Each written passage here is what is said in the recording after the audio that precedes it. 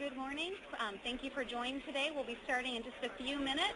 Auditorium is filling up, and thank you for joining us today.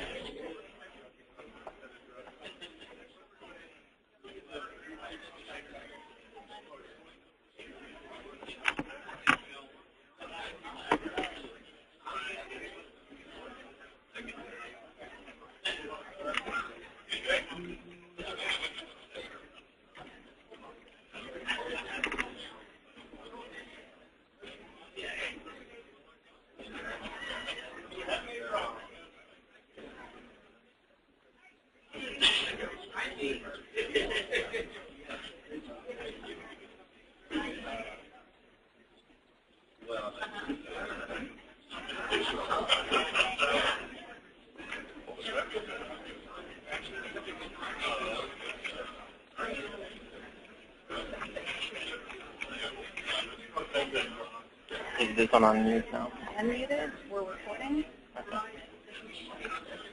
Oh, the recording already started. All right, should we get started?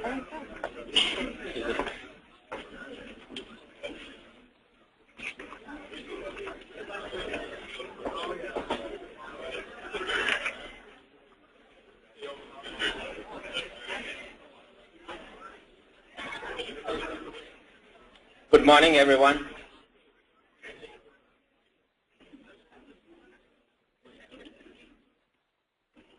Please go ahead and take a seat.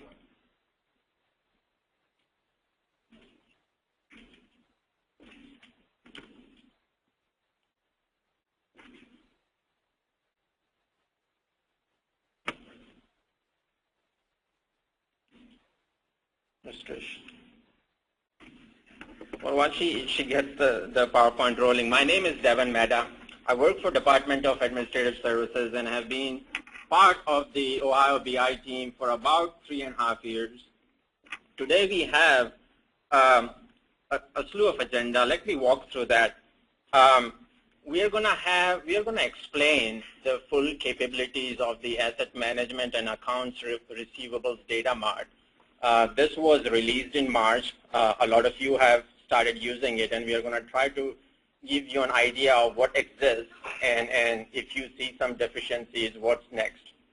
We are also going to talk about the program and the incremental releases and some of the enhancements we have done since 2010 on general ledger, workforce profile, compensation, procure to pay, accounts payable, spend, and what we have done is taken a step beyond ERP and have delivered on the MBE Edge reporting, and we're going to talk about that, how your agency can leverage some of the standard reports which we have worked with EOD to develop. And then we have also developed the capital improvement marts. The other portion of the agenda is focused more on delivery is fine as IT, but how can we enable agencies to leverage what has been built? And Derek is going to talk about what are some of the steps we are going to take between now and the end of the year and beyond to ensure that you have sufficient support to leverage what we have delivered for the past year and a half. Director Blair is going to start off this presentation kickoff. Director Blair comes from Department of Administrative Services, and he has been a staunch supporter of this initiative and has helped us out a lot. Some of you have known him. He had talked about this initiative in the last all-hand meeting on 10/26/2011. Director. I'll be brief because I see my compatriots over here are on the agenda. But I want to first of all welcome all of you here. Thank you for all coming. I guess one of the things which my message would be is that this is kind of a new day, an exciting time. It's a new age for us, which is exciting. One of the things that I'm sure my compatriots will tell you is that a difference between this administration and maybe past administrations is that we have basically weekly cabinet meetings, and we spend a couple of hours. Sometimes I got to tell you it's a pain being in those weekly cabinet meetings. If the governor was here, he might take offense to that, but what I will tell you is that the agencies are working together. It's kind of it's a teamwork approach that we haven't had in the past, and all of us have been through a number of administrations, but I will tell you it's kind of a it's a government without walls now, which is, I think, a very healthy thing. And everybody works together, and you try to find out the best way to do things. And I think we've kind of set politics aside. I'm talking about politics with a small p, agency versus agency. And I think it's, like I say, it's a new day. So I'm thrilled to have you here, and I think probably the most representative thing is this business intelligence stuff, where you can get reports out and everybody can figure out what everybody else is doing, and it just makes for a whole better situation. So thank you for being here, and I hope you learn a little bit today, and I'll be interested to hear what Greg has to say and Tracy. So thank you for being here. Devin?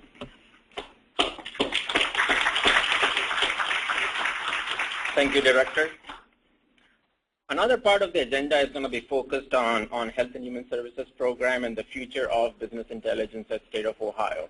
We are very fortunate to have Director Moody, Director Plough, and Assistant Director Stu Davis to talk about the Ohio's vision for health transformation, streamlining health and human services, modernizing eligibility, and statewide data sharing across organizations.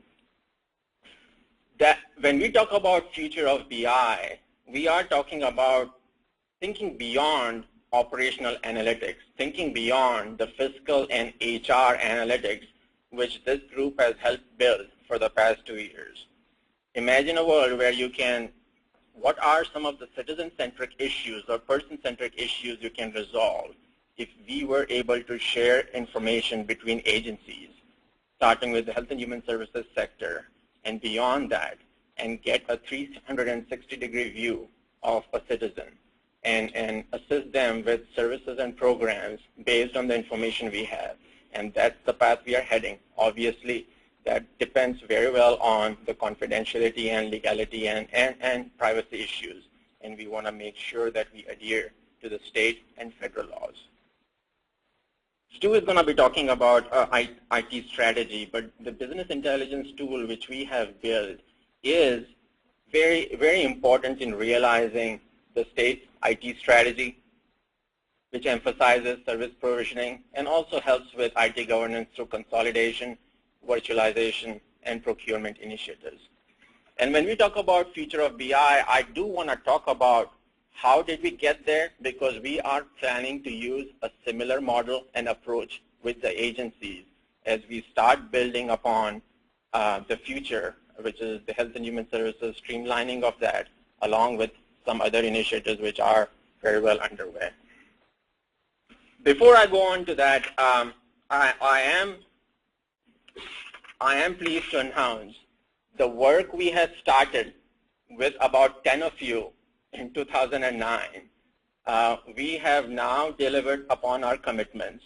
The entire fiscal and HR operational analytics, which we had promised we will deliver, is now live in the new BI system.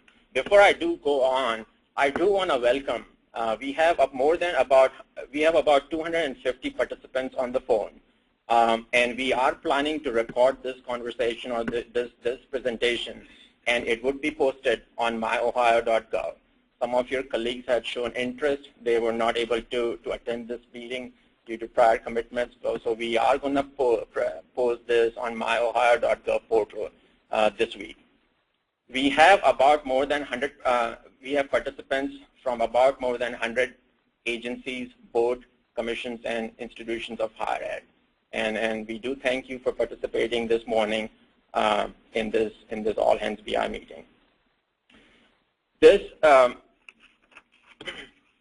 So the major milestone is complete. This is a significant milestone given that we wanted to enable the agencies to leverage the operational HR and fiscal information easily and not have to replicate that information agency by agency.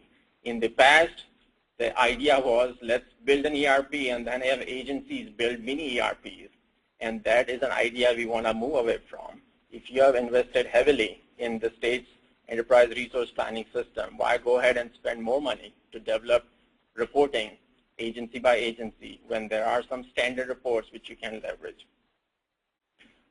The go live of this program is a joint effort.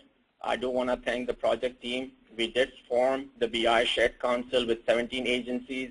We did work with agency representatives from those 100 board agency commissions. and I'm going to mention how we approach that. And we have our supporting vendors and CAS who have helped us throughout this program over the last 2 years. This is an eye chart, but let me walk you through this. Some of you do have that presentation. I had emailed you that. But what this diagram shows is a roadmap and a delivery roadmap. 2009 started as our plan phase where we were building a strategy with most of you, starting with OBM, DAS, and a lot of agency representatives in trying to understand what were their business imperatives, what is it that they are looking for, and ensure that we build an application which supports their long-term needs. And so 2009 is where we were in the planning phase. This program got started 2010. I do remember the first all-hands meeting. I believe there were 20 of you in that small room out there, and we were begging more people to come. And today, I believe we had about more than 500 acceptances. So we have come a long way over the past few years in terms of participation and delivery and commitments.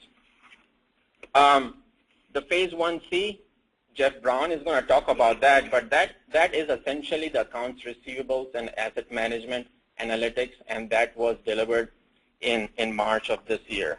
One of the biggest problems we heard 2 years back, MB Edge reporting, as everybody had a different interpretation of the rules and guidelines set by EOD. And we have worked very closely with DAS's Equal Opportunity Division, and we have developed a set of standard reports with Todd, and that MART has gone live in September of last year. Jeff Brown is going to talk a little bit about what are some of the capabilities which have been delivered, and a lot of you probably have to report upon the MB Edge vendor commitments you have made for fiscal year 12, and that is something which can be leveraged from this team. The capital improvement marks, I'm pleased to say that also went live February, and the last of the few reports, I saw an email from Steve Mayo which were delivered yesterday. So that's fully operational. So from the last time we met in October, we have delivered upon 3 major initiatives successfully. And we're going to talk through that today in detail in terms of what we have delivered. There is something, you must be seeing a lot about phase 1D.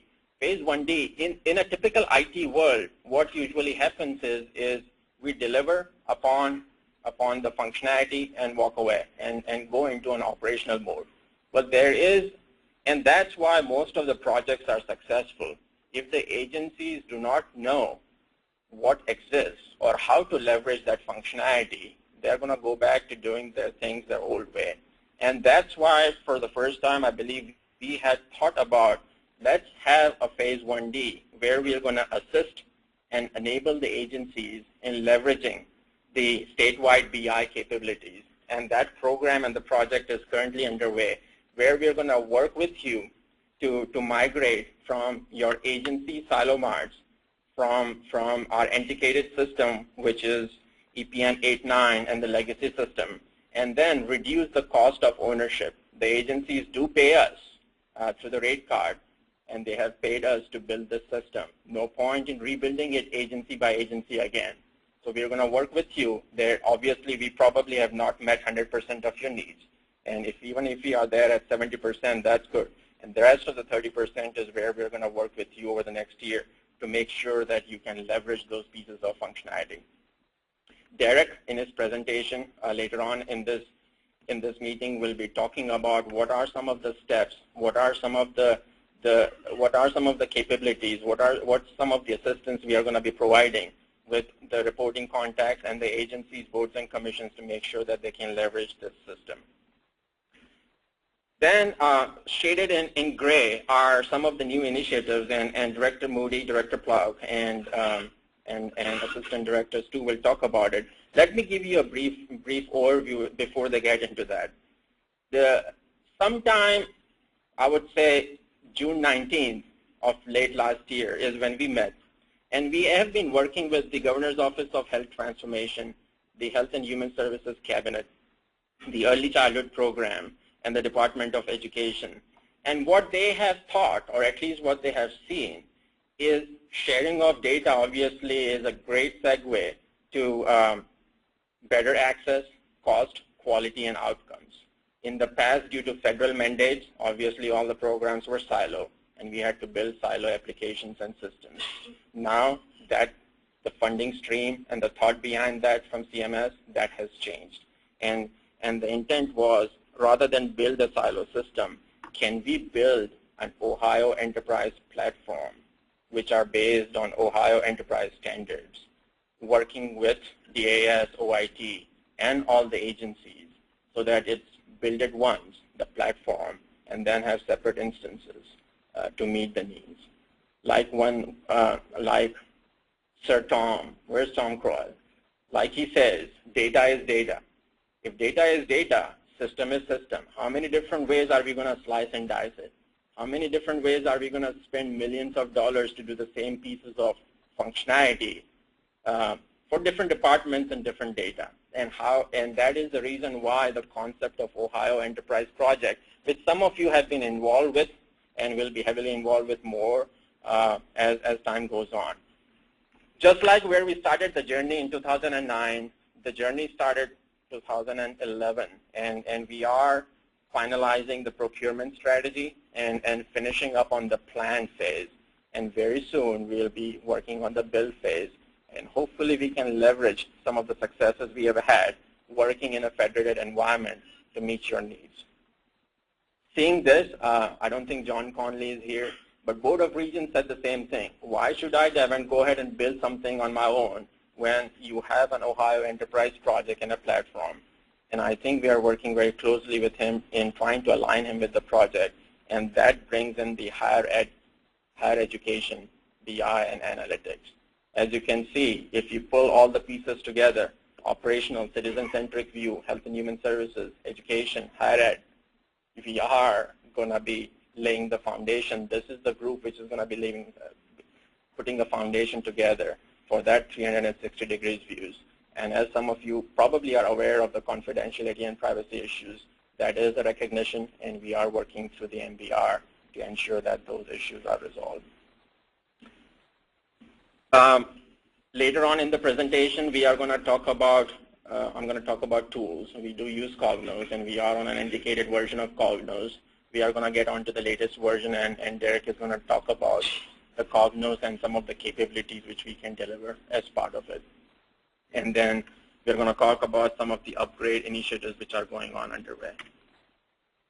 So before we go on, some of you have heard me speak about this ever since I was on stage 2010. But I do want to, we have tried it would be a good idea to give you a brief idea of how we have evolved. The very first thing, like I've always said, we listen. We talked to all of you or most of you in 2008, 2009. And the very first thing I learned is don't build and assume that they'll come. I think what I learned was build it, and if you don't engage the agencies, they will run, not towards you, but away from you.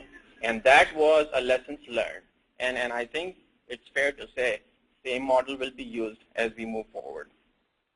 The other thing is usually IT projects are focused just on technology. One of the things we have focused on is we created a framework of people, process, and technology, which is very tightly aligned. And we took a strategic approach to solving the analytical needs of the state. And let me talk, when I say people, process, technology, let's talk about the people. And some of you have heard about BI, Shared Council. That was such a successful concept in state government that Gartner's research arm, which is a global IT arm, looked at it and published a white paper on Gartner in terms of how to work in a federated environment.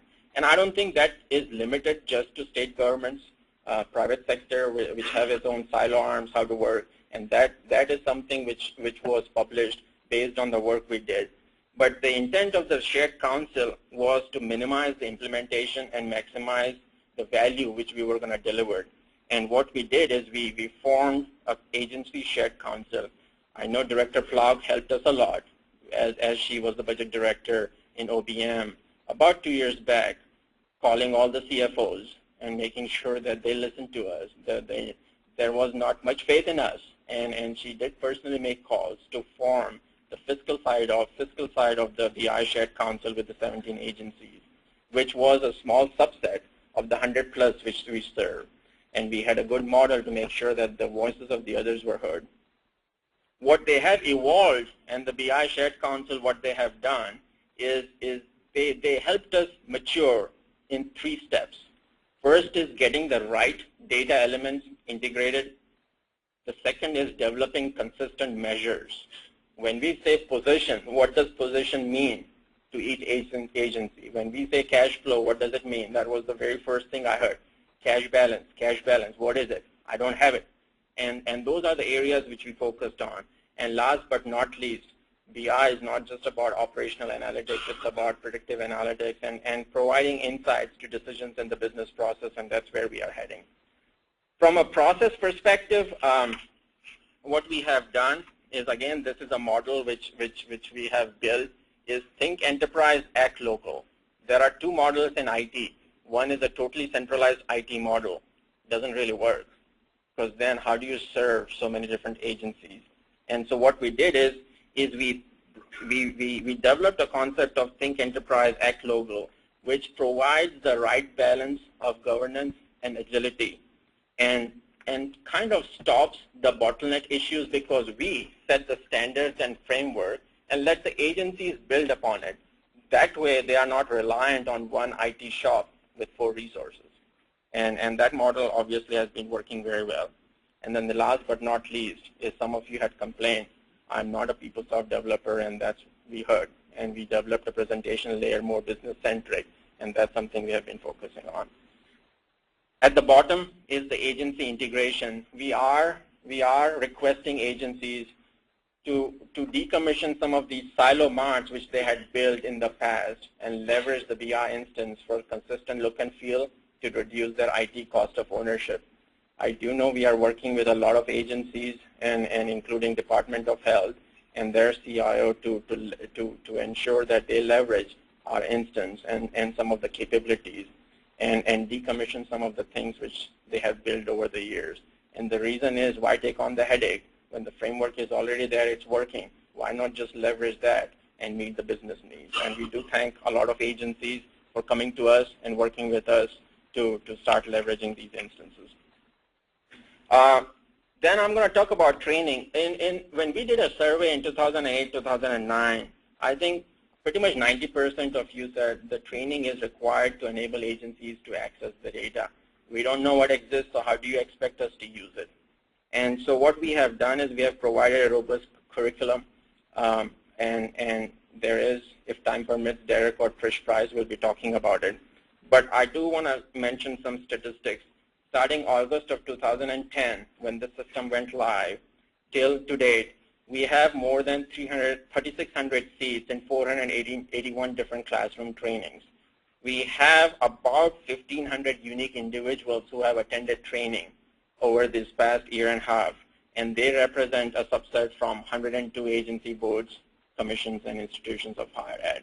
So as you can see, we have invested very heavily in ensuring that you understand what we have built, and through those training and some of the comments you give is we are taking those feedback to heart and making sure that we are making changes to meet your needs.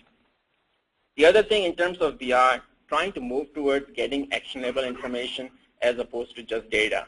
A lot of you said, I'm not a data analyst. I don't want to just do data. I want to do analysis, and that's why I was hired by the agencies. And to that effect, we have done 3 things. The very first thing is we have developed the standard reports, which we have worked with you so that it will allow you to focus on business rather than data mining and cleansing. I'm pleased to say there are about 200 standard reports which do exist, and Derek and Jeff and Trish will talk about it a little bit. But when I say standard reports, what does it mean? There were 70 different versions of employee history report, and they were known versions. The ones which were hiding in the private folder, I can bet you there were 200, 300 versions for just one report. There were 203 known versions of the revenue report. There was 180 asset list version reports. Now just these 3 reports and a total of 353 known were replaced by 3. If you can imagine the ROI and the maintenance costs and the value add, we have come a long way.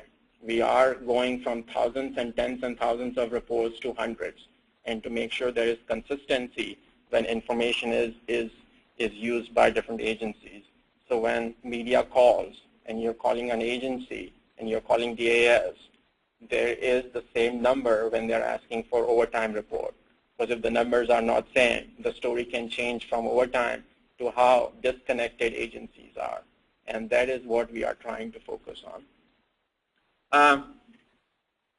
There are 3 slides. I'm not going to go through in detail, but I do want to mention one quote. When we did a survey in 2009, our friends in RSC had put in a comment, I would rather have a big stick poked in my eye before I came and I had this attitude. And this is an actual comment. Since it's an anonymous survey, I don't know who that is. That is an actual survey. And I think Director Plow can attest to that. There was not much interest in coming to DAS and OIT to get this project moving. Today, when we looked at the October survey, the same department says these reports have made it all worthwhile. They will help me and save me huge amount of work. Thank you and appreciate your work. So we do have come a long way. We now have 2,600 unique users. We were at 0 in 2010. So we do have come a long way, and we have been recognized at the CIO Executive Summit, Gartner, and the Oracle Open World. The key takeaway, and I don't want to talk about this much, but 90% of the users in the last survey understand and appreciate the work we have done.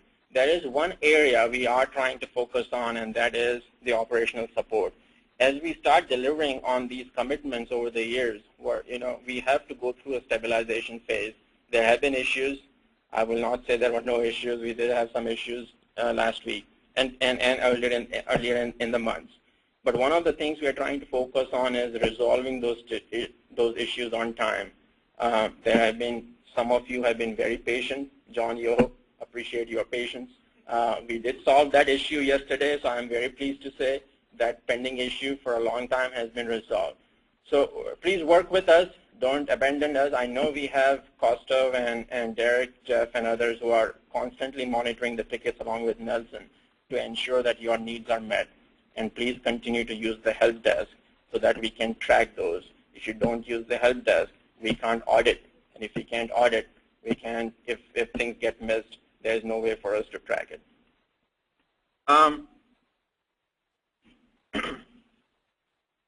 Last 2 slides on constant improvements. We are trying to focus on data quality. We have implemented a set of automated controls to ensure that the data is accurate on a nightly basis as it flows into our warehouse. We do have a back-end process for auditing and validating information. Those are the things which you get if you use the BI system which exists, because we are constantly monitoring it nightly, daily, and on an hourly basis. And we have created a dashboard to make sure that you are up to date on where we are at. On governance, I think Derek is going to talk about that, but we have made sure that we build a data governance group to encompass creating trusted data. The very first thing of the data governance process, we did create a thorough data model, provided a set of standard matrices, provided data dictionary. I know a lot of you have said, what does this mean? A status can mean 10 different things, 200 different agency boards and commissions. And what we have done is agreed on what the standard definition is. And if you don't agree with it, we have given you the ability to modify that matrix. Last but not least, I do want to talk about performance. I had talked about this for the longest time. The old system, you could easily click on a button, go for a coffee, come back, and the report would still be running. Today, I would say a lot of these reports have been tuned to the tune of about 90% improvements than the old. There is an example on the slide where the voucher report has reduced from 45 to 6 minutes, and we are constantly striving to make sure. Remember, the data is huge, and it's 3 to 4 years of data which is joining across multiple tables. While we have the best of the hardware, it still takes processing time, and so we are constantly striving to make sure that those reports are tuned. So if you think something is not working well, please use the help desk and let us know. I do want to thank, as you can see, and as we go beyond fiscal and HR, the new branding is what we are rolling out today. And from now onwards, you would see this group as Ohio BI. And the reason is we are taking a step beyond ERP, fiscal HR, and we are getting into territories of things beyond just operational analytics. I do want to thank Trish Price and Derek and the team. This is a lot of hard work to organize these events, and they have done an excellent job in making sure that things are working. As some of you remember, in the past presentations, things don't go very smooth when the laptop or the projector stops working. At this point, I would like to invite Director Moody. Director Moody, he leads the Office of Health Transformation. He is responsible for advancing the Governor Kasich Medicaid modernization, cost containment priorities, streamlining health and human services, and proposing the permanent structure for the health and human services area. Welcome, Director. Okay, great. Good morning. Glad to join you. I'm a client of your services. I'm here kind of representing that viewpoint. I'm a grateful consumer of the work you do. I particularly want to thank Devin, Stu, Bob, the director, for the new spirit of innovation, thinking from an enterprise perspective that really supports a lot of the work then that our team does around policy formation across multiple agencies. You can't do that without the right tools. What I wanted to say just a little bit about is kind of express our demand, our need for better tools, and how we're bringing that demand to you all to say, how do we work together to be able to fit this together? And for us, it starts from this pretty simple premise that the current health and human services system isn't working quite as well as it could be. We spend more than most states. We spend more per person in Ohio on health care than residents in all but 13 states, which would be good if our outcomes were that much better too, but our outcomes rank us about 42. So there's a disconnect here, something between how much we spend and what we're getting for what we spend. And how do you isolate what that is and improve? One of the real insights we had in areas of focus and how we've come at this in the Kasich administration is this idea that really a very few people account for most health spending. In the Medicaid program, 4% account for more than half, and that's reflective of the population generally, where about 5% of us account for about half.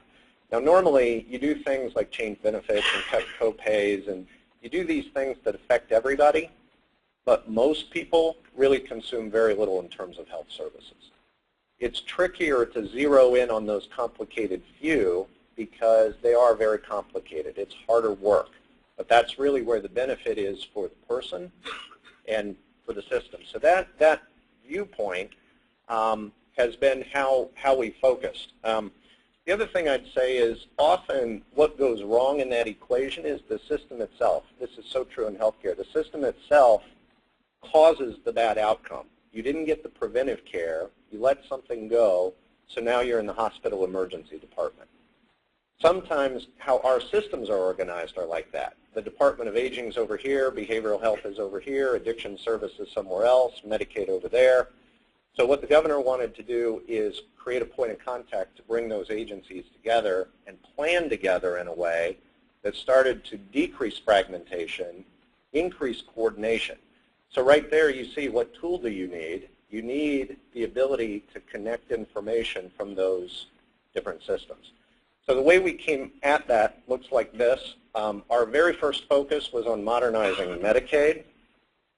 We started actually before the election talking about this, and then in House Bill 153, last year's budget, we put a tremendous amount of Medicaid program change in place that we're currently implementing now. And it's this list of things, when you see health transformation appear in the newspaper, it's on this list of things. We're trying to integrate Medicare and Medicaid benefits, streamline home and community services, improving health plan performance. All of these things go back to that problem definition. These areas of activity represent a few people who are expensive, often because the system broke down for them. What we're trying to do is knit the system back together. So at a programmatic level, this is what we're trying to do. We're now moving on to this kind of second flow of activities, streamlining health and human services. And here the idea is that we need better tools. We have programmatic ideas. We know what we want to achieve, but we need better tools to do it. We need to simplify our eligibility system. The form example Devin used, we have 150 categories of eligibility for Medicaid alone. We have set as an objective for ourselves to get 150 down to 2. So imagine if you're able to do that, the implication then for automating that system. It's a much more straightforward kind of task. So integrating claims payment systems, accelerating electronic health information exchange. We could do that agency by agency, right? And we would duplicate and we'd, add to our problems. We're grateful that we're kind of arriving with a plan right at the time there's also an enterprise plan around OIT. So we're firmly committed to thinking of OIT as the enterprise home for these things that cut across the different agencies. And eventually, we want to have our programs in place, our operational systems in place, so we can be a good partner with the private sector around improving overall health system performance. Standardizing how we measure performance, publicly reporting performance, encouraging patient-centered medical homes. There's a list there, but you can see again, the tool to do that requires some pretty sophisticated technology applications. So that's the framework for what we're doing. It's pretty well thought out. What's great about this is Director Blair could give this presentation. Tim Keene at the Budget Office could give this presentation, because we've organized ourselves in a way with a Health and Human Services Cabinet that is not just the users of these things, but also the decision makers. So any budget decision, any technology decision, any policy decision is represented as we move these issues forward.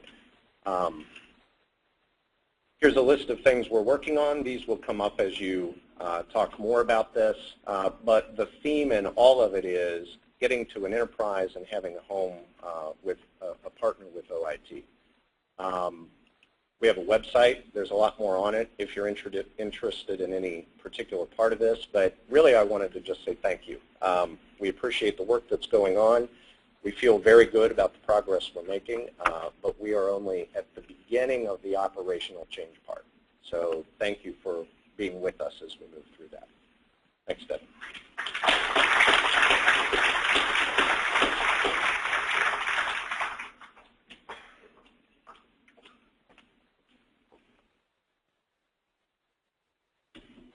Good morning, everyone. I'm Tracy Plouk with the Ohio Department of Mental Health, but I recognize quite a few people in the audience from other tours of duty that I've done throughout state government in the last 17 years.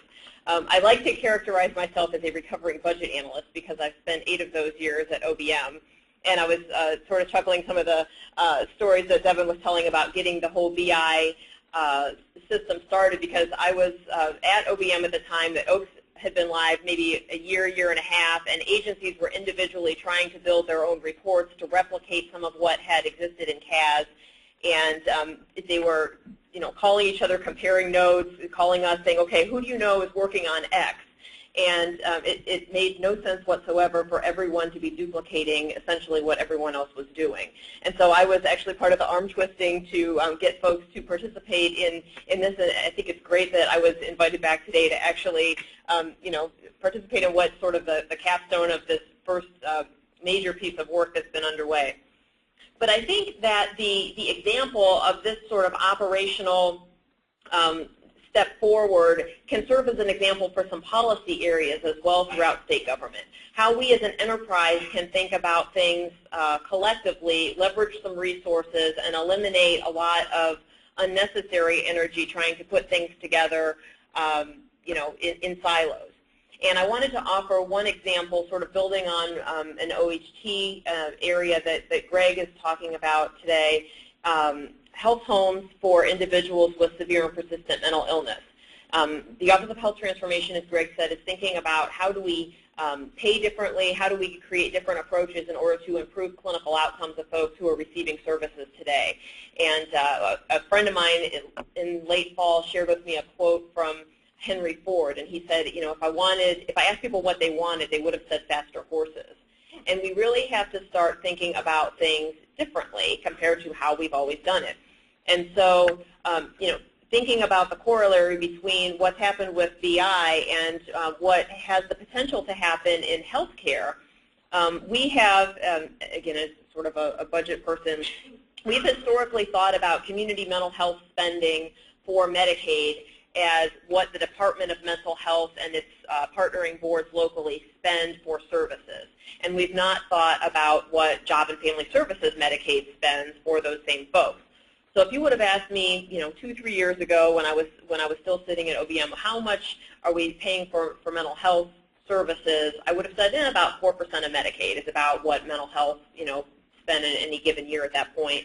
And but when we got together with the Office of Health Transformation last year and we really took a more comprehensive data-informed look at what was happening across all of Medicaid, about 2.1 million people in any given month are enrolled in Ohio Medicaid. About 10% of them have severe and persistent mental illness.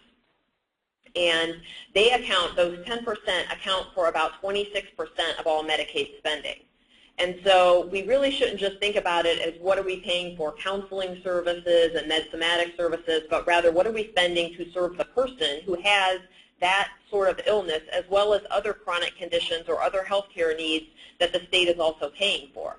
I went to a session up in Cleveland, I don't know, about 13 months ago now, on integrated care between physical health care and behavioral health care, and they talked about the invention of the neck and how, you know, diseases of the brain are actually impacting the same body as, you know, other sorts of diseases. And we really need to start thinking about our policy practices and our operational practices in a way that supports that whole person.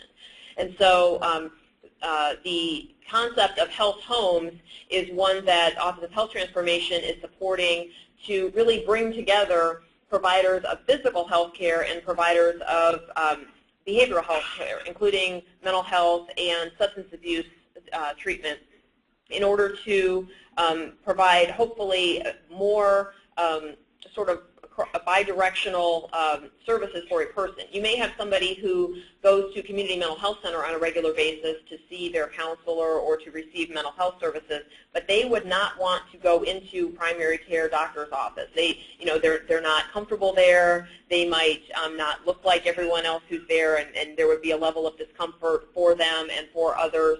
And they might be concerned about, well, what will the doctor really tell me? You know, is there really something wrong with me? And likewise, you have people who go to primary care in a pediatrician's office, doctor's office, FQHC, what have you, who, you know, could benefit from community mental health services because maybe they're experiencing some chronic depression, they have undiagnosed mental illnesses, but they don't want the stigma of going to community mental health. And what we need to do in order to improve outcomes for folks generally and hopefully also spend a lesser amount in terms of the growth curve for the state as a payer is to better link these two sets of providers and say, hey, if we're talking to each other, you know, Devin over here, he needs some help, and how can I, you know, sort of connect him with the resources that he needs, whether they be physical health or behavioral health. So that's really the concept that we are promoting here. And we are expecting to stand up health homes for individuals with severe and persistent mental illness beginning this October in different parts of the state. We've been working on this for over a year now, and we're at the point where we're really intensively engaging providers to say, hey, this makes sense for you to do. You know, it's in the best interest of the people who we are collectively trying to serve, and we are also trying to sweeten the pot with some initial investment in paying for care coordination in a way that we haven't in the past. And so what we want to do over time is actually shift this to more of an outcome-based measure. So if providers are working together as a team with the community mental health center as the lead, but they're working with primary care, dental, maybe housing support or other kinds of supports that aren't necessarily medical in nature but work in support of the person, you know, the emergency department utilization is going to decrease for these folks. The down the road, several years down the road, hopefully they won't need as much in terms of intensive chronic care management because they're actually, you know, taking better care of themselves at the primary and preventive care levels. So that's the thinking. This is sort of a long-term cost containment strategy rather than just go in and slash and burn and cut rates and, you know, do things that you typically think of doing when you think about cost containment. So, but it is different.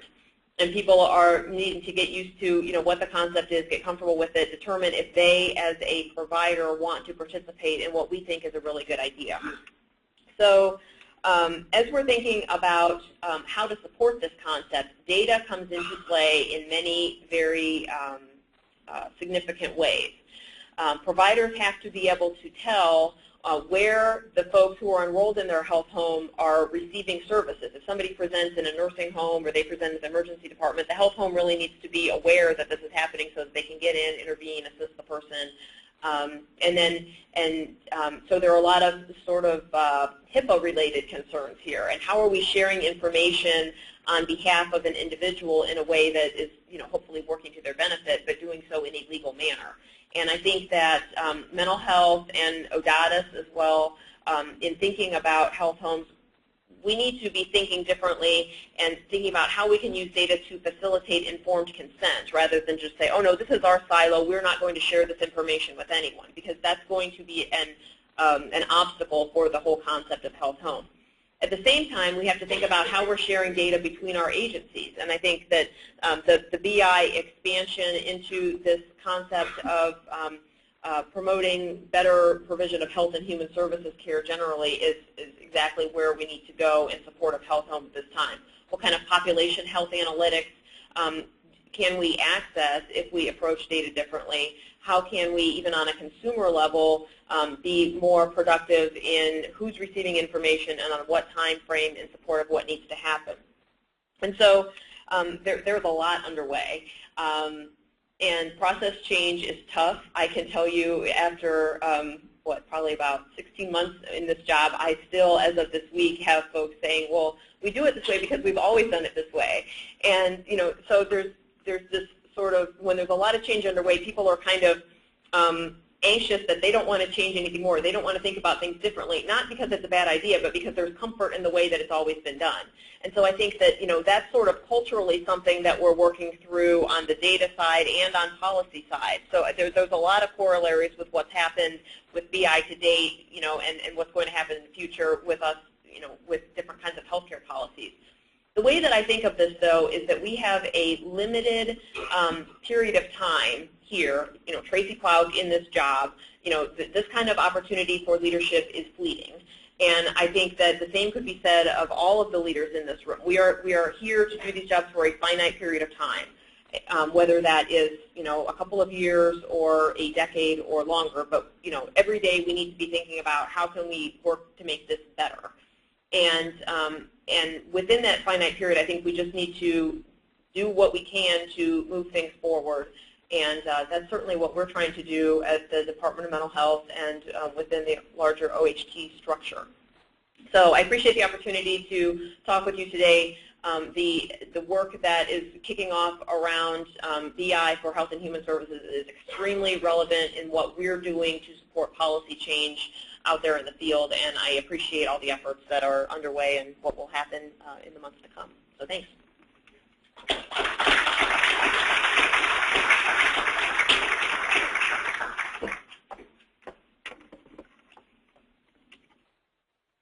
Now we have Assistant Director Stu Davis.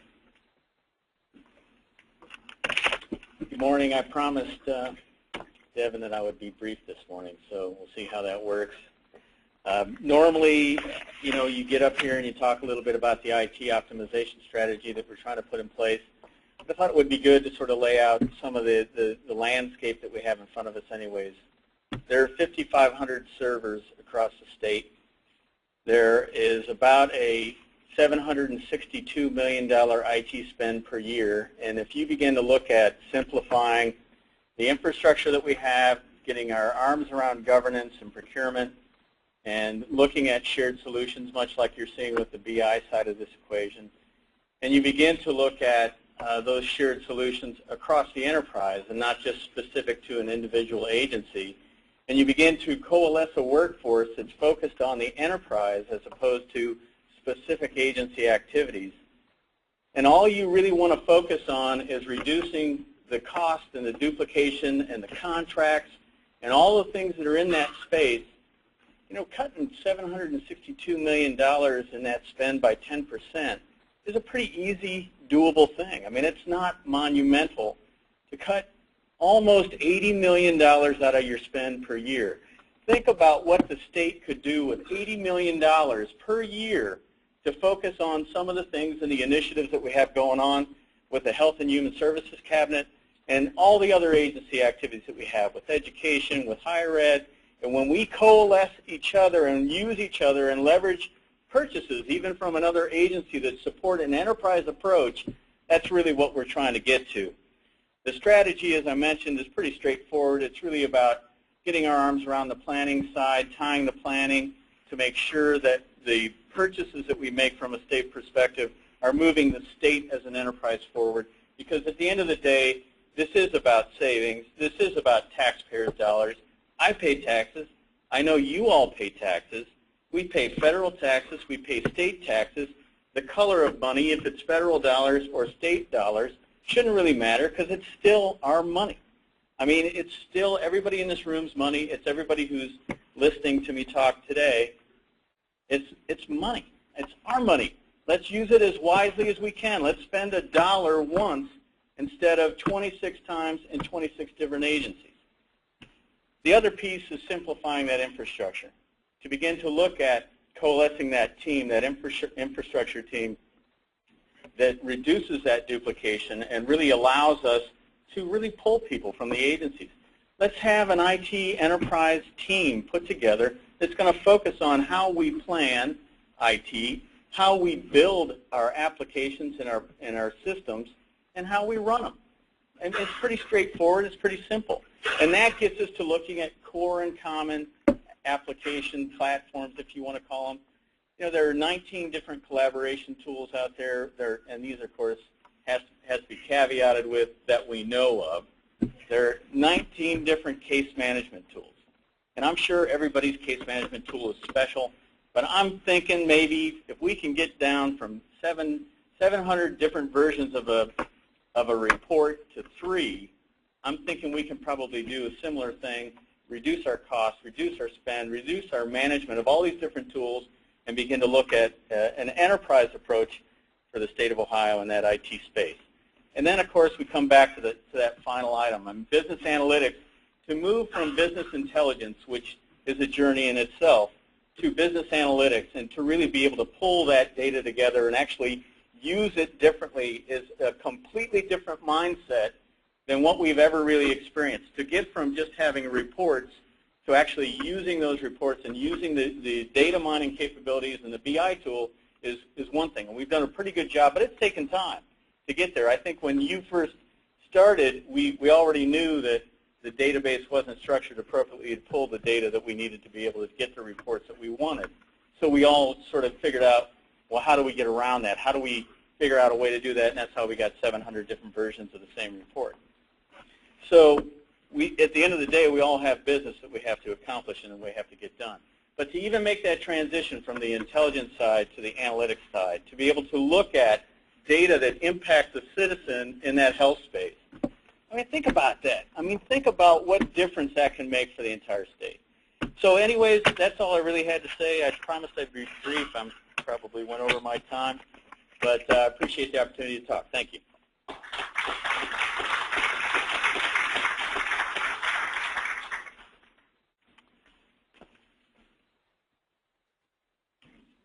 All right, my name is Jeff Brown. I'm from the BI project team, and I'm going to talk about some of the new functionality we've added recently to the BI system. First of all, I just want to say thanks to everyone out there as I kind of put the wraps on the initial phases of BI, which has been mostly focused on bringing the OAKS information into BI. I get the opportunity to talk to BI organizations across the country, both public and private, and I can say, you know, what's happening here at the state is truly impressive. To have a requirements body which can act as a cohesive group as our Business Intelligence Shared Council does to provide cohesive requirements that meet the enterprise needs is not something you find very often out there. And so we should all be really proud of what the state's done and the work that all you guys have done to make this system what it is. As I talk through Phase 1C, that's again the last, bringing the last phase of the PeopleSoft Oaks information into BI around accounts receivable and asset management. We've got 31 new standard reports. There's a lot of users affected out there, and you can see this has only been live for about 6 weeks. We've already had over 5,000 report runs of our standard reports, so impressive stuff. Be sure to complete the survey that's being circulated around 1C. This is how we figure out how we're doing and what improvements we need to make going forward. So that's important information, and please take the time to provide us that feedback so we can continue to meet your needs going forward. Just an overview of the accounts receivable side. From a subject area perspective, we have 2 subject areas. The first of which is what's called the accounting line subject area. That brings together all direct journals and item information all in a single table. So that's all the money that's coming in the door into a single table. In the past, it's been problematic for folks to report on because they're stored in 2 separate tables. And what we've done in BI is merge that information into a single table, which contains customer information, contains all the chart field coding information. So you can do analysis across all money coming in the door, whether that came from a direct journal or whether that came from a billed item. We also have the item subject area, which contains those billed items. So revenue, true accounts receivable, where we build something and we're expecting to get some money back for it. So that it contains more detailed analytics around the customer, but also some information around disputes and collections, conversations that we may have had with the customers that, again, are specific to billing out items and expecting the receivable in return. On the asset management side, we have 5 subject areas. The first, asset acquisition, deals with how the asset came into the system. That contains the source transaction information, so the voucher number, the receiver number, the PO number, and that allows us to integrate the asset management information back into the P2P subject area where we have all the details around the PO, the voucher, the receiver. So we can integrate that information and give you a soup-to-nuts view of what transaction created the asset and then what the asset looks like on the other side. Asset depreciation contains all the past and future dated depreciation that will exist for the life of the asset. Asset cost, we have 2 asset cost subject areas. The first one is just called asset cost. That's the true transactional ledger of every transaction that's happened to an asset. So that's really the historical cost. The aggregated asset cost takes all that information and aggregates it down to just the current view of the asset. So if it came in as $1,000, we've done a $200 reduction on it, and it changed agencies. What you see in this subject area is the $800 asset that it is now, and then only the current agency it belongs to. So if you're truly looking at physical type information, you want to see all the assets you have on hand today, where they're located, how much aggregated cost we have. You can utilize this, and it'll give you just the current view. If you're looking at everything that's happened to the asset through history, you have an asset cost subject area as well. Finally, we have an integration subject area, which is a nice workflow tool, which is all the assets that are still in the integration table. So there's been a transaction that's happened, which where this asset should be a transaction should be considered as an asset. You can work through those and figure out, is this truly an asset? What do I need to do to get this created as an asset, get it flushed out of the system so that it doesn't become an asset? So to jump in a little further on the AR side, we've done some improvements around the AR aging reporting. So we provide aging details on multiple levels. So that's obviously by customer, so how much money is owed by each of the customers. But it also has information around all the chart fields. So if there's specific chart fields you're looking at that may be low on funding, in particular funds, if you have funds that are running low on money, you can run the receivables aging against that fund and potentially go after some of those customers to help build up the funds in that fund. Finally, we've improved the reporting around the direct journals. So it contains all the associated deposit and payment information, such as the deposit ID, the payment ID, and ties all the information to the journal, to the customer, et cetera. So a lot of improvements around the direct journal side, and then again, including the item information, so it's truly a full view of all money that's coming in the door. Tying the AR receipts to the general ledger, so that's, we have a report referenced down at the bottom there, Rev 15. That runs a report both against the general ledger for all revenue received. You can run it for date range, you can run it for the previous day, and then you can run the AR side as well to see all the AR transactions that should have posted into the general ledger, and you can make sure that those balance out. So a nice reconciliation and consolidation of information across GL and AR to provide that full view of revenue. Talking about some key functional wins at the bottom, we're highlighting a few reports there, including Rev 1, which is our revenue analysis. That allows you to analyze all the monies coming in the door, all the number of checks, percentage of dollars, et cetera, by all the chart fields, by the customers, so you can slice this up in multiple different ways. In Phase 1C, we've added 2 levels of analysis on each, so you can analyze it by customer, by fund, let's say.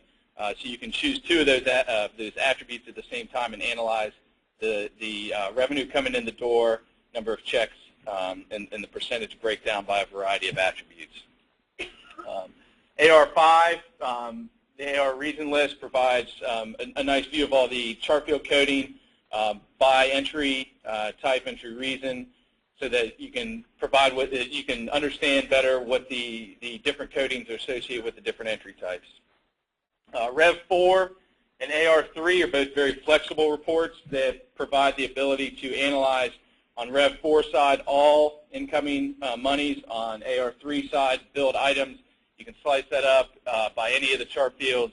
You can filter it by any of the chart fields. You can filter it by a variety of the chart fields all at the same time. I talked about the AR aging improvements around being able to see that by fund, by customer, and then talked about the GL and AR reconciliation as well with Rev 15. Here's a full list of all the AR standard reports. The ones that lead off with Rev hit that direct journal item table all at the same time. So on all those 4 reports on the left side there, you're seeing both direct journals and item on those reports. The reports on the right side that start with AR are truly accounts receivable, where we build out an item and we're awaiting that money. So we have some exception reports around Rev 7 here that allows you to put in different combinations of chart field information to try to find issues in the system where maybe things have been coded incorrectly. Over on the AR side, we've got a customer lookup where we can investigate different billed items by customer and along with some of the attributes of the customer. Collection reports and conversation notes, AR 11 and AR 18, provide a lot more details on some of those billed items where we're having a little bit of trouble getting the money in. So, where is it in the current collection process? What conversations have we had with the customer about trying to reconcile out that receivable? So there's the full list. I encourage you to go out and explore the report books on these. Look at the standard report list, which has a more detailed description behind each of these reports, and hopefully you can find each of these useful. Now talking asset management. So some of the prior stage challenges and the benefits, we had a little bit of a limitation around transactional reporting around assets. So the type of information around adjustments, adds, retirements, who entered those transactions, when they entered the transaction. So we've handled that. We actually have a standard report, AM20, that contains a lot of the information around the different types of transactions that happened to an asset and then who entered that transaction. Net book value is not the easiest bit of information to get out of the source system. There's a nice piece of functionality in PeopleSoft where you can look up an asset. It'll give you the current net book value. What we've addressed in BI is doing that at a macro level. So every open asset you have right now, what's the current net book value on that? we have provided that on multiple levels with the standard report. AM7 down here at the bottom. AM7 allows you to run net book value by asset category. So it aggregates all the information so you see the net book value of all of your equipment combined in one line, all of your buildings, all of your land. So it provides you the initial cost, the year-to-date depreciation, the accumulated depreciation, and then the resulting net book value, again, at the asset category level. At the asset level, so some of you guys split code your assets, so we've got a version of it that aggregates it up to just the asset level, so across all the different split coded lines, what's the total net book value of that asset. And then we also provide it at the chart field level. So if you are an agency that split codes your assets, it'll provide you the net book value by the full chart field combination that led to that distribution line. Beginning and ending balances, that's something we've addressed through standard reporting in AM9, which is the previous period balance activity report.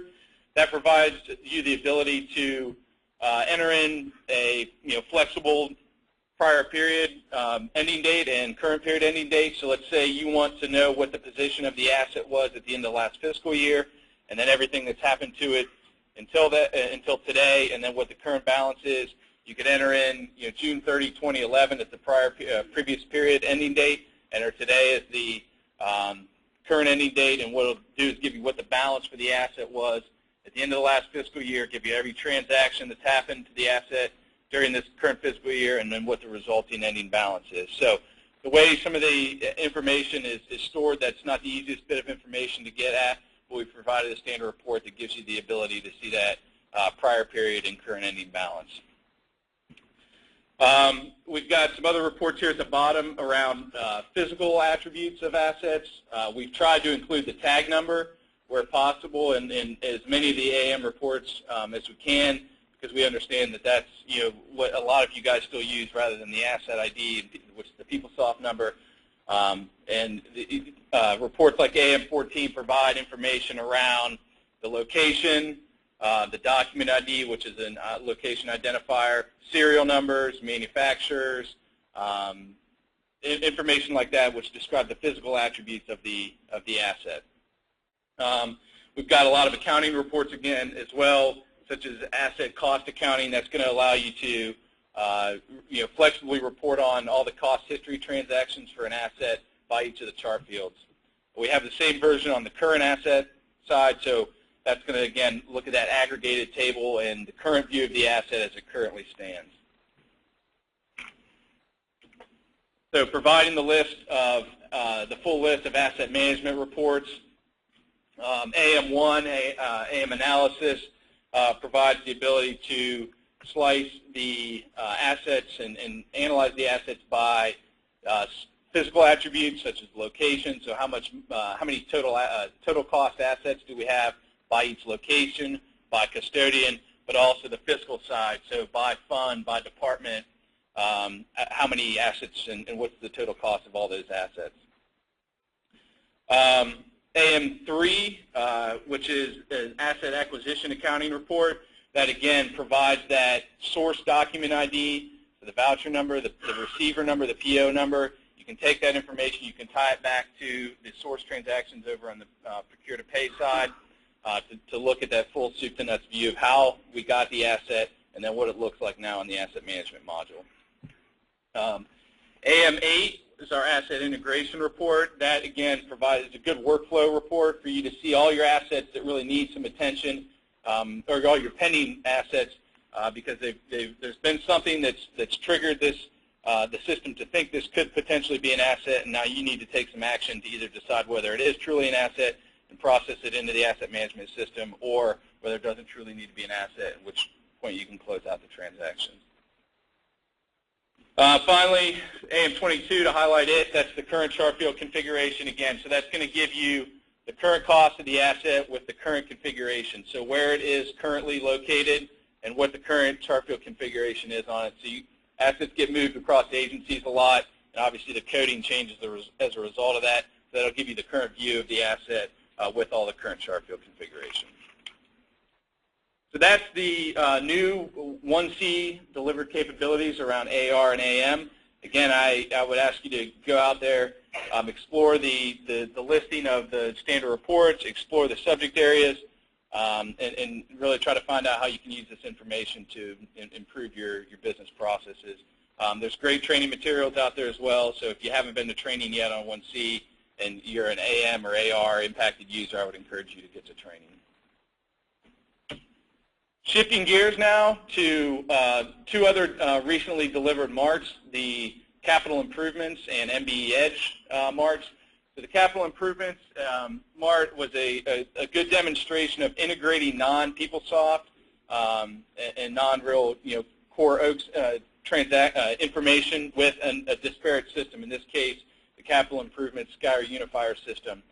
They contain some common elements. For example, both of them contain PeopleSoft PO IDs and PeopleSoft voucher numbers.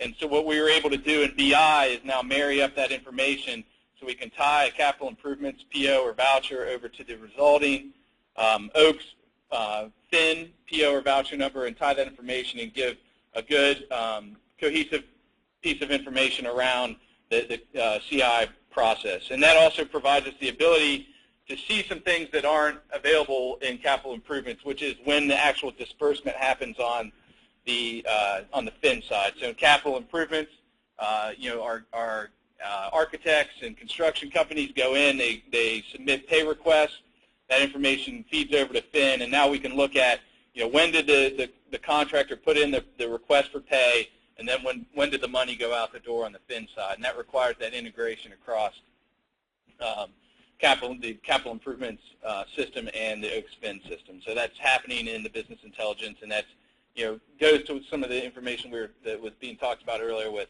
Health and Human Services and how we're integrating data across agencies and across different systems.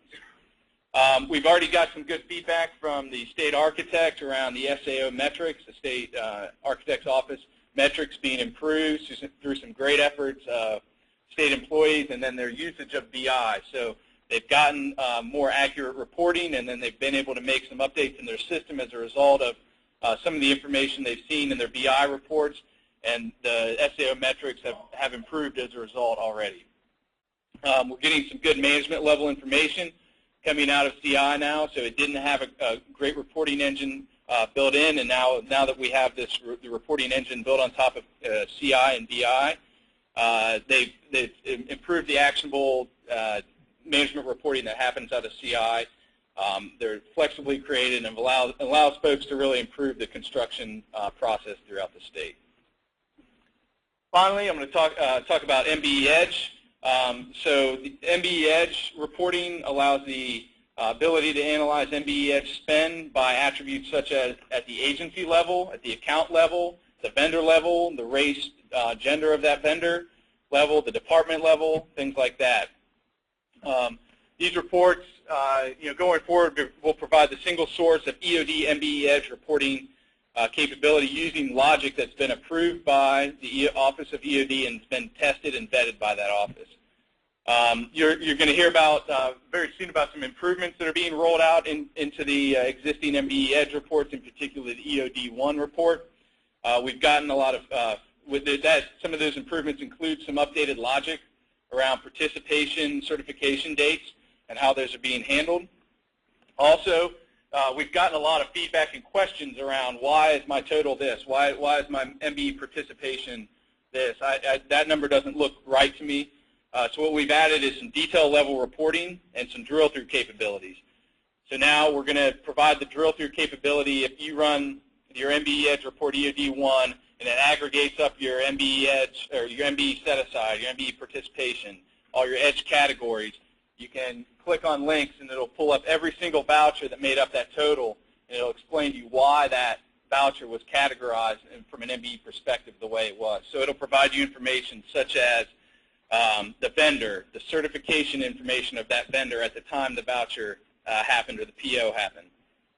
The account configuration. So we get questions all the time about why is this type of transaction showing up. It'll show you the coding behind the account, which tells you whether or not that account should be MBE Edge reportable, eligible or not. Also information around P-card merchants, adjustment, the MBE flag, whether that MBE flag comes from the voucher or the P card or an adjustment. And then, like I said, you'll see all the classification dollars that came downstream from that. You can take that total and match it up with your summary report so you know that the information that you're seeing on the summary total, be that by agency, by account, et cetera, is correct.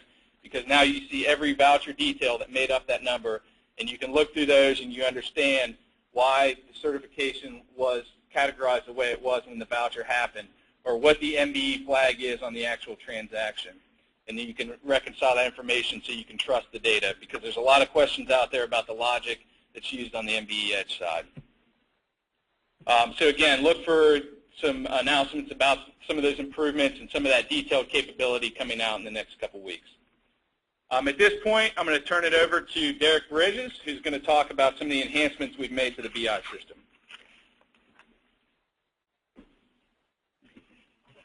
Thank you. For those of you that are looking at your watches and noticing that we're, according to the agenda here, about halfway through, we'll be done by 9:30 or a minute or so thereafter. So don't be concerned and run out the door. So today we started off and talked through a lot of the new initiatives that are coming down the line, and we want to make sure that it's understood that as we pursue these new initiatives and as we expand beyond what we've done with transactional, operational, and FinHCM reporting, that we're not going to, we don't want to abandon and walk away from what we've done, which is to say, yes, we've reached a major milestone and the core Fin and HCM marks are in place, but there is still work left to do in order to get the full adoption and the full buy-in of all our users out there so that we can really realize the benefits of BI and start to decommission some of the redundant reports and systems out there. So to that end, I want to talk through some of the enhancements that we have made and will continue to make to the system, as well as Phase 1D, what that's going to mean for you as users, the eventual targeted decommission of the legacy data warehouse, and then we'll talk a little bit about the upgrade and some of the training opportunities that are coming up. So with some of these slides, I'm going to try to hustle through them, and so if I omit details and if anyone has any additional questions, my email is in the presentation. Feel free. You can always contact the help desk, and we'll be down front here afterwards as long as there are people who want to hang around for additional questions. So just highlighting a few of the enhancements that we've released for Phase 1A, 1B, and that we will release later for 1C. To give you an idea, the HR2K, so legacy HR data, has been introduced into the BI system and is now integrated into the EHOC report. So the employee history report doesn't stop at 2008 with the inception of OGS. We can actually go back now and look at the legacy information. Two things, PO6 and PO8 are basically related reports but worth highlighting. PO6 now contains a liquidated amount field. So before this enhancement, it was something that had to be calculated on the fly based on the number of vouchers that it posted, et cetera, et cetera. This improves performance, and it also makes your report writing chores a lot easier. So it's just a field you can drag in. PO8 allows for point-in-time reporting of purchase orders, which is, we had a lot of feedback about this, that users would like to see, as of February 1st of this year, what did this PO look like? So what was the original amount, how much has been liquidated, how much is remaining? So that's what that report is designed to do. There's going to be a coming enhancement that will add the rec amount to that so that you have that full kind of end-to-end view of the purchase order. So below, you can read these things, but the continuous performance improvements, I do want to highlight this, that performance improvement is something that we do daily. It's something that we're always looking at. We're always looking at long-running reports. We're always looking at places where we can make queries run faster, where we can make the batch run faster. So the idea is we've made some very big gains, particularly over the last 4 months or so, and we'll continue to do so. Okay, Phase 1D, as Devin mentioned, involves the migration of your legacy reports to the BI environment. It also involves the decommission of the legacy data warehouse. But beyond that, it involves just adoption in general. How can we better serve you? How can we better support your decision-making process, your policy process? And so a key component of this will also be identifying integration opportunities. So where does it make sense? Where do you need to see your data, your agency proprietary data, tied together with information we already have in the warehouse? How can you as an agency utilize the common platform that we have for BI and try to do this cheaper and more effectively? So what I want to focus on today, however, is a couple key components of this, and that is kind of the timeline around 1D and how this is going to work. So we have a team of dedicated resources on, or a group rather, of dedicated resources on the BI team right now that are charged with providing whatever support is necessary to help you as an agency move over and get your reports out of the old environment and into the new. If you notice right here in the middle, these are probably the two key dates that you're going to want to walk away with for Phase 1D, and that is targeted decommission of the HCM legacy MART by the end of this calendar year, and the target for decommission of the financials MARTs in the legacy warehouse will be 6/30 of 2013. So that's what we're shooting for, and we're going to make every effort that we can to support you every step of the way. There is an email address here. You can contact that email if you have questions about how to migrate and what's coming next. You can also certainly submit help desk tickets. One way or the other, they all land on the same group of people. So the way this is going to work, what you can expect is beginning in the next couple weeks, we're going to start posting a rolling decommission schedule. When I say rolling decommission schedule, what I mean is you're going to get a list of the first set of HCM MARTs and their sunset date. So what we do is we look at who's using what tables, and we've identified about 11 tables on the HCM side already that are, if they're used very, very little and have not been used in some time. So these things are our initial candidates for decommission. We're going to put that schedule out there. You obviously will have time for feedback and to tie up any loose ends, but that's how the process is going to work. We're going to publish these tables on a rolling basis. When Fin kicks off here in the next couple weeks, I believe mid-April, we're going to have a little introductory meeting for some of the Fin folks, and then we'll have a wider communication as to how this will work. But it'll basically be the same as HCM. We'll have workshops, we'll have one-on-ones with agencies, and we'll have support people on our team that can help you get your things migrated over. And basically what we want to try to do is, rather than just pick up and put down everything that you have in the legacy environment, we want to try to map you to standard reports if possible. Or if you have something that's in my folder right now in the legacy environment that should be a standard report that other folks would benefit from, we'll pick it up, we'll rebuild, and we'll move things over for you so that other people, obviously if you're interested, we're not going to mandate it or anything, but we want to make sure that we don't have tons and tons of duplicate reports out there and go down the same path we did in the legacy warehouse. So again, for 1D, those are the two key dates that you want to keep in mind. You have the contact information if there are any questions about how this is going to work. You can contact that email, submit a ticket, contact me, either one. As we're progressing through Phase 1D, we want to keep an eye out again for data integration opportunities, additional adoption opportunities. And part of this includes looking at extended capabilities. This is the exciting and fun part for us because we get to play around with lots of new toys. But what we want to invite you to do is think about what it is that you guys can use at your agencies. What works, what would be interesting for not just the Oaks PeopleSoft data, but for your proprietary data as well. We're looking at mapping. So in Cognos, there is mapping capability. And so what we're talking about is, how do we do things like have heat maps? So a picture of the state of Ohio with expenses by county, et cetera, et cetera. So you can use your imaginations and think about how that mapping would work.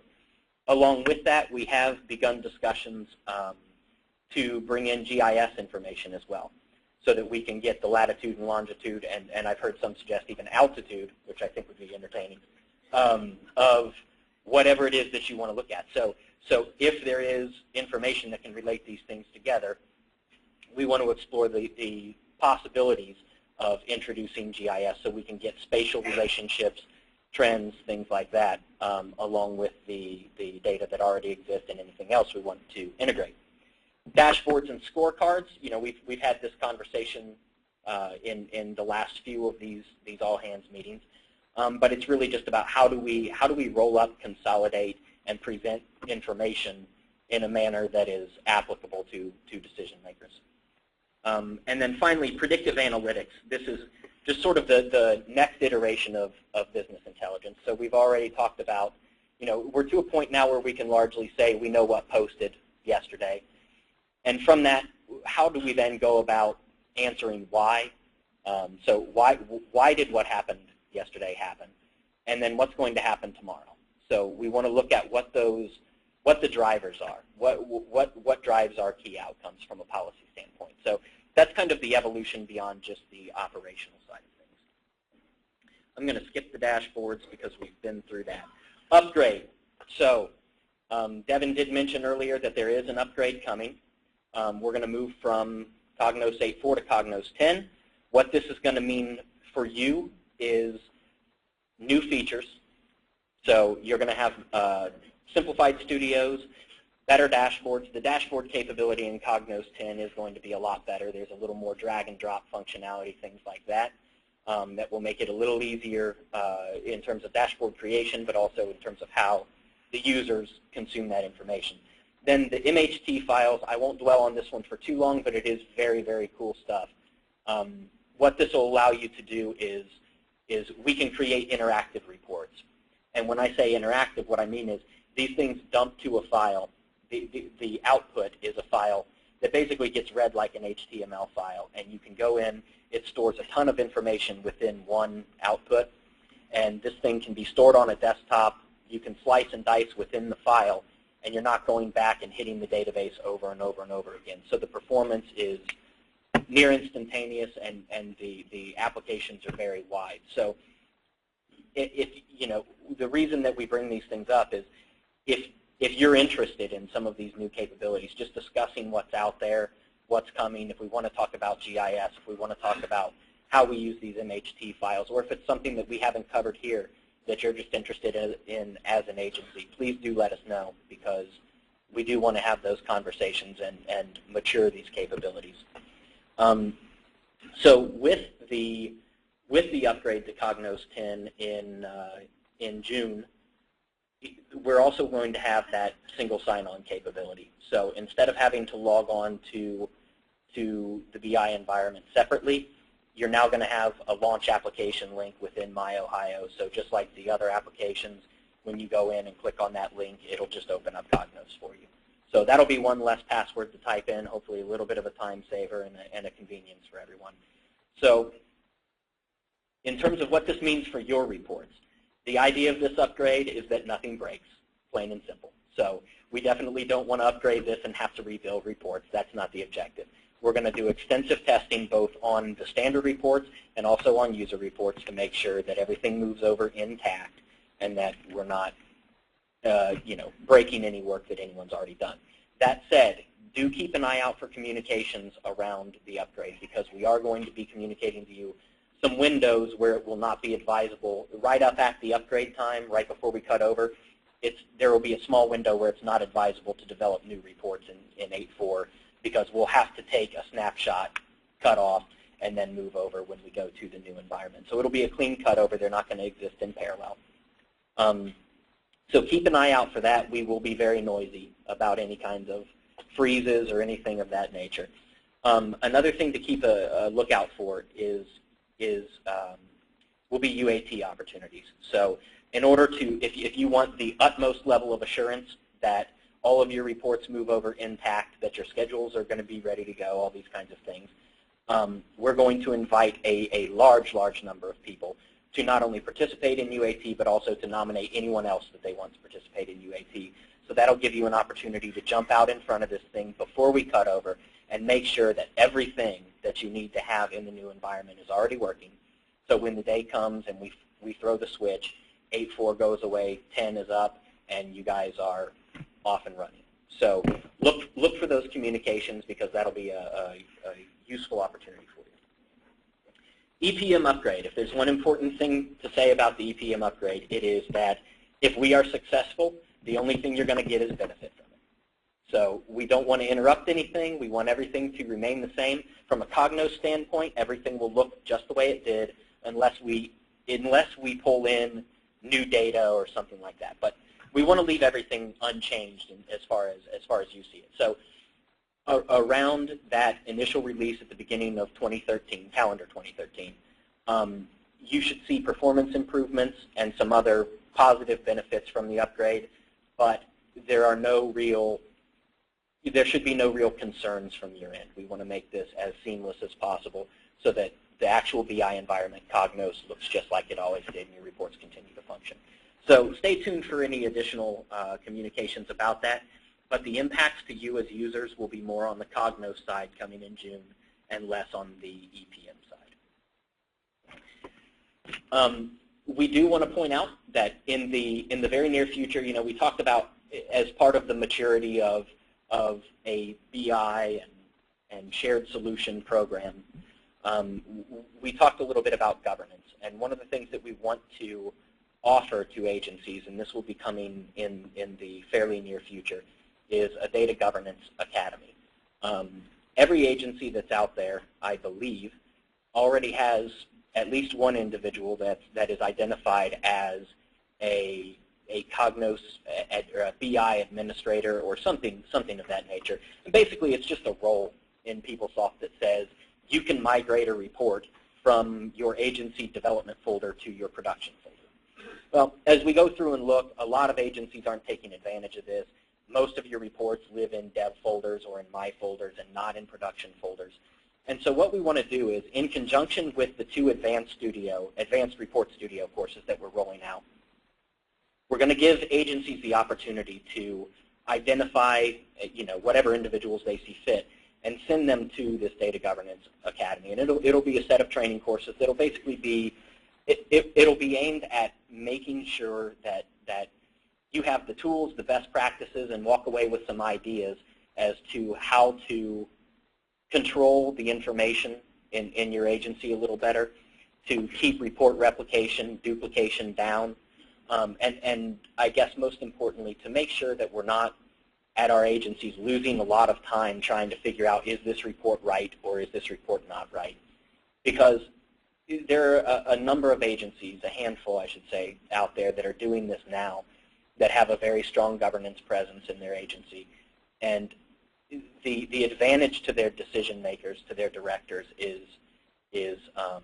substantial, because if it has the seal of approval from whoever their governance folks are, so a report developer, a business expert, this type of thing, if it has that seal of approval, decision makers don't have to wonder about whether this is accurate or not, whether I should believe this, can I communicate this outside, or am I going to get burned by it, that type of thing. So what we want to do is we've been engaged with those individuals, talking about how things work at their agencies, and we're going to pull in their ideas, use what we've done for standard reports, use the BISC processes, things like this, and try to equip these data stewards with the information and the best practices that might help them institute a system like this at their agency. So controlling migrations, making sure that testing is adequate, branding these things appropriately so that people know this is a sanctioned report, this is official, no reason to go develop this on my own. I can just go to my agency's report. So this other slide is basically the same thing. So it's the governance piece. It's serving as a first line of defense, so that if those of you who are at agencies that have these people, you probably know that you're at one of those agencies, because chances are you contact your agency expert before you contact us. And that's a helpful thing, to have that immediate person right there within your agency. So we're going to, when we announce the release of this program, we'll provide a lot more information about it, how to sign up, when we're going to have these things. But we did want to let you know today that is something that's coming down the line very soon. So on the training side, as we transition to training, just a reminder that the 1C training is underway, but the 1A and 1B sessions are not done. We're going to continue to have those kind of on a demand-driven basis. If you want to enroll in 1C training, of course, the vehicle remains ELM. You can if you have any questions, contact the help desk, and we can assist you in getting enrolled in those training courses. A couple new things that are coming, that are new and are coming soon. I talked about the Data Governance Academy that will be coming up, but I also do want to mention the Advanced Report Studio training, because this is an exciting addition to our curriculum, because what we've done is taken a lot of the more commonly used techniques in our standard reports, and for those individuals who develop reports at their agencies that want to learn a little bit more about some of the higher end functionality capabilities that Cognos offers, we've put together a two-part class that will walk you through some of those more advanced techniques. Now, it's definitely not going to be for everybody. When we did some of the pilot training, even some fairly strong users were saying, like, okay, slow down. That's a lot. So, but it is, if you're willing to put in the time, it is a two-part thing, and it's going to be it will be very useful to you. So if you want to improve on your just overall reporting capabilities, that's a way to do it. And those two, the data governance and the Advanced Report Studio, will kind of tie together with that as complementary pieces of the training curriculum. So I think I got pretty close to getting you out on time. Sorry, I'm a couple minutes over. But the key takeaways here today, again, Phase 1C, training is coming, and expect a customer satisfaction survey. We really, really do appreciate your feedback on this. Anytime you see a survey from us, it gets read, I promise. These things, every word of your comments, every bit of it, we pour through these things, and we do respond to what you tell us. And that's our best way to get better at providing you with a service. So please do give us that feedback. Phase 1D, we mentioned the key dates. If you have any questions, the email is in the deck. Please do let us know. The upgrade we discussed, that'll be June for Cognos, first part of calendar year 13 for EPM. And you can visit the BI tab on myohio.gov for status reports, any other communications, and as always, contact the help desk with any questions you may have. So with that, I apologize for running over by a couple minutes, but thank you very much for attending. It was good to see a good crowd. If you have questions on your cards, please pass them to the center, and they'll be collected, and we will respond to you with answers to anything you may have. So thank you for your time this morning.